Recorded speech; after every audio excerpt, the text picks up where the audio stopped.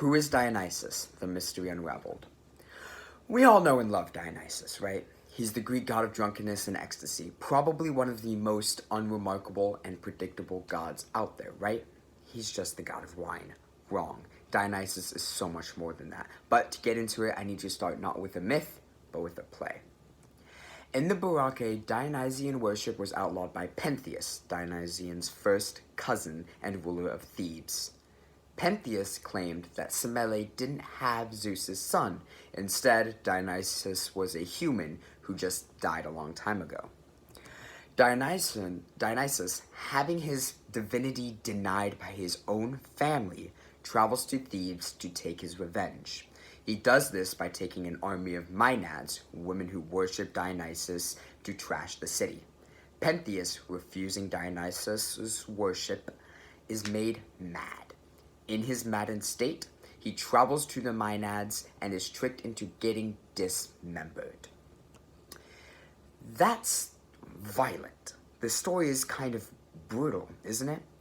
Does this sound like a god of ecstasy? This makes sense if you think of the Baroque as a representation of Dionysian worship and the struggle between freedom versus control. One of the main reasons Dionysus was a latecomer was because of mass suppression of his cult. Dionysian worship was very attractive to a class of people that those in power didn't want free. The Baroque tells a story of a leader outlawing the Greek world's favorite outlet and pastime. In doing so, he causes a massive revolution that destroys the city and puts a new family in charge. The Baroque gives Dionysus the characteristics of a god of madness in the way that he murdered his family. Yes, but it also gives Dionysus the characters of a god kings should fear and people should love. Pentheus was a tyrant. When faced with such a conundrum like this, it is nearly impossible to suppress a god that people love and the ruling class don't. What does this all mean? Dionysus seems so superficial at first glance. Being the god of parties and drunkenness, it is obvious why people liked him. It's because of the tales such as the Baroque that make me incredibly fascinated by Dionysus. He's not just a lazy drunkard. He brings joy and merriment, yes, but he also brings blind, brutal rage. He represents all aspects of overindulgence, not just the funny ones. He is as mad and cruel as he is joyous and loving. The Greeks, to give context to this, the Greeks believed through intoxication the spirit of Dionysus entered their body.